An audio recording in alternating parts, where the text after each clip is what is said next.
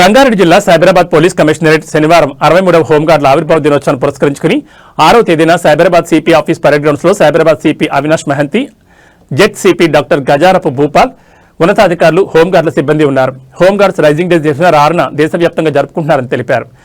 1946లో హోంగార్డుల సంస్థ ఏర్పడిన జ్ఞాపకార్థం ఇది పోలీస్, సాయుధ దళాలు, విపత్తు ప్రతిస్పందన సంస్థలకు మద్దతునిచ్చే కీలకమైన సహాయక దళంగా పనిచేస్తుందన్నారు.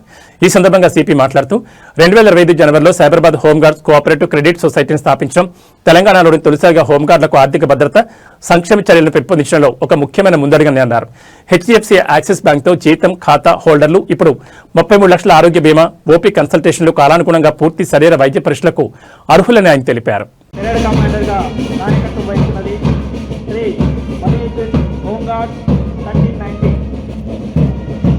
ఇతను 2007 సంవత్సరంలో హోంగార్డ్ ఆర్గనైజేషన్లో పనిచేయాలి. 18 సంవత్సరాలుగా విధులు నిర్వర్తిస్తున్నారు. 2007 హోంగార్డ్ బ్యాచ్ నందు ట్రైనింగ్లో బ్రిగేడ్ కమాండర్గా చేసినందుకు గాను అప్పటి commissioner of police Shri Prabhakar IPS గారి చేతులకు మీదుగా రివార్డు అందజేయడం తీసుకోవడం జరిగింది.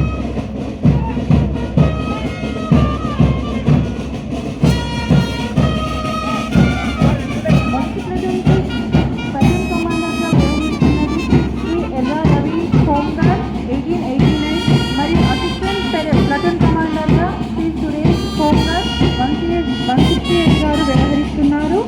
అలాగే 2వ ప్లాటూన్కి కమాండర్గా నాయకత్వం వహిస్తున్నది Shri Ashok. For being such a fine force.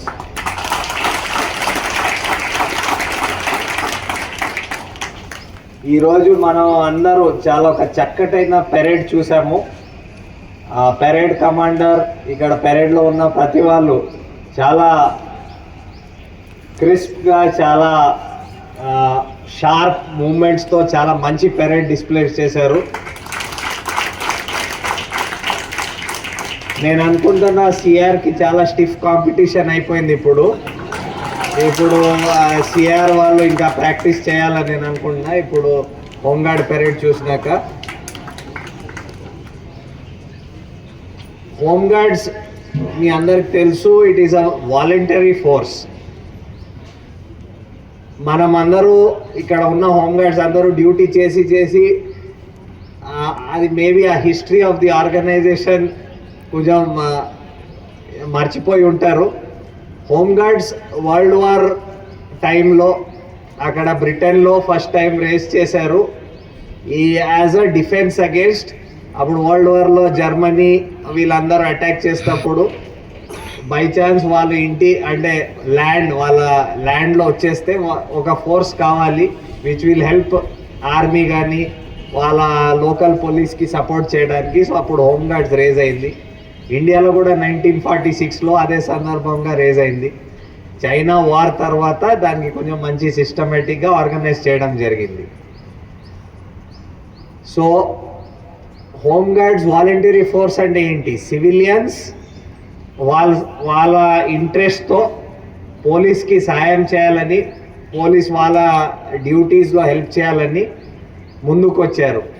ఆ ముందుకు వచ్చి వాళ్ళకు హోంగార్డ్స్గా ఎన్లిస్ట్ చేయడం జరిగింది. సో ఇప్పుడు ఎన్లిస్ట్ అయిన హోంగార్డ్స్ వాళ్ళకు ఒక సెపరేట్ యూనిఫామ్, డ్యూటీస్ అలా చెప్పి పోలీస్ దాంట్లో డ్యూటీస్లో భాగంగా వాళ్ళకి ఒక సపోర్ట్ యాన్సిలరీ యూనిట్గా అంటే చాలా సంవత్సరాల నుంచి వాళ్ళ సేవలు తీసుకోవడం జరుగుతుంది. కానీ ఇన్ని సంవత్సరాలు జరిగినాక రోజు హోంగార్డ్స్ ఇంకా వాలంటరీ సర్వీస్ కాకుండా almost integral part of police department అయిపోయింది ఇన్ని సంవత్సరాల్లో. సో మేము ఇప్పుడు హోంగార్డ్స్ పోలీస్లో ఏం తేడా లేదు. పోలీస్లో ఎలాగా ఒక వింగ్ ఉంది, సిఆర్ ఉంది, సివిల్ ఉంది, మీకు డిఫరెంట్ స్పెషలైజ్డ్ యూనిట్స్ ఉన్నాయి, అలాగే పోలీస్లో ఫుల్ భాగంగా హోంగార్డ్స్ కూడా ఒక వింగ్గా తయారైపోయింది ఇప్పుడు.